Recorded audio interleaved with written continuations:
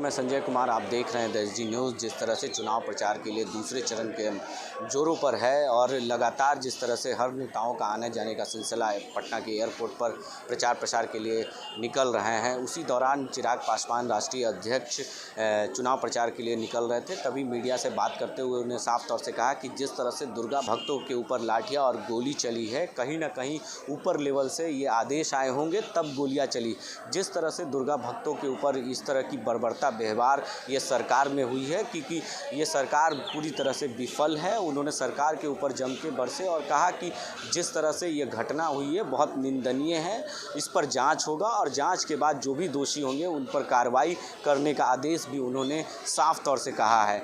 जिस तरह से 7 निश्चय में घोटाले की बात उन्होंने कहा, चिराग पासवान ने 7 निश्चय में नल जल योजना में जिस तरह से घोटाले की बात हुई है और उस साफ तौर से कहते रहे हैं और कि इस बार जो जांच हो रही है वो सही है और जांच पूरी तरह से निष्पक्ष हो, क्योंकि ये सरकार पूरी तरह से घोटाले की सरकार है। उन्होंने ये भी कहा कि ये 7 निश्चय सबसे बड़ा, देश का सबसे बड़ा घोटाला है। ये पूरी तरह से जांच होगा तभी पूरी तरह से दोषी पकड़े जाएंगे और दोषी पकड़ने के बाद ही कार्रवाई होगी, तब पता चल पाएगा कि ये मेन जो 7 निश्चय में घोटाला हुआ है ये बहुत बड़ा घोटाला हुआ है। 7 निश्चय पे भी उन्होंने सरकार को घेरा और साफ तौर से नीतीश कुमार पर हमला करते दिखे।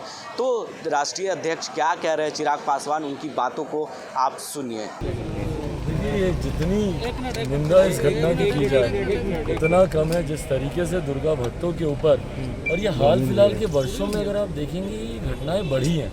मैं अगर अपनी भी लोकसभा की बात करूं तो पिछले साल लोकसभा में भी मेरे जमुई में भी इस तरीके की घटना देखने को मिली हाल फिलहाल के वर्षों में।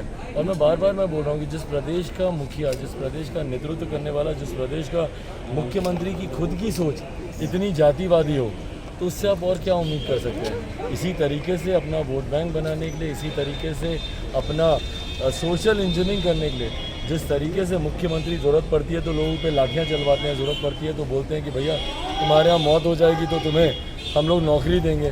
तो ये सोच है मुख्यमंत्री की जातिवादी। और जिम्मेदारी की जहाँ तक आपने बात की, जिम्मेदारी पूरी तरीके से मुख्यमंत्री की बनती है। भाई पता करें ना कि किसके निर्देश पर गोलियाँ चली हैं। किसी ने तो आदेश दिए होंगे, किसी की तरफ तो बिना आदेश के, बिना निर्देशों के गोली तो नहीं चलेगी। तो किसने ये आदेश दिए गोली चलाने के, वहाँ पे डीएम साहिबा को किसने ये जानकारी दी, किसने कहा कि भाई आप दुर्गा भक्तों के ऊपर आप गोली चला दीजिए, तो किसी की तरफ से तो क्या ही होगा ना। जिस तरह से नल जल के ठेकेदारों पे छापेमारी हुई है, अभी तो है उनके ठेकेदारों पे छापेमारी हुई है। अभी तो शुरुआत है, ये अभी तो शुरुआत है। जितने भी ऐसे हैं जो भी 7 निश्चय से जुड़ा हुआ है उन सब के यहाँ ना सिर्फ छापेमारी होगी, जांच होगी और सबके ऊपर कार्रवाई होगी। देखिए 7 निश्चय में बार बार मैं इस बात को कहता हूँ और इसमें कहीं कोई दो राय नहीं है, बिहार के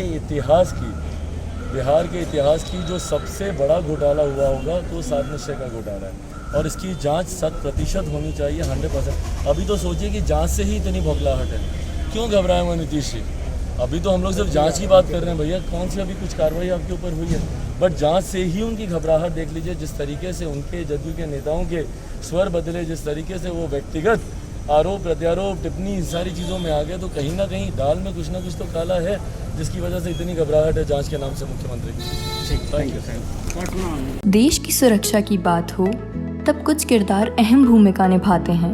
बेजोड़ शटर्स और शटर लॉक्स, मजबूती की मिसाल कायम करने वाले स्टील पाइप्स, सर्वश्रेष्ठ गुणवत्ता से भरपूर शटर लैथ और अटूट इंटरनल लॉक्स।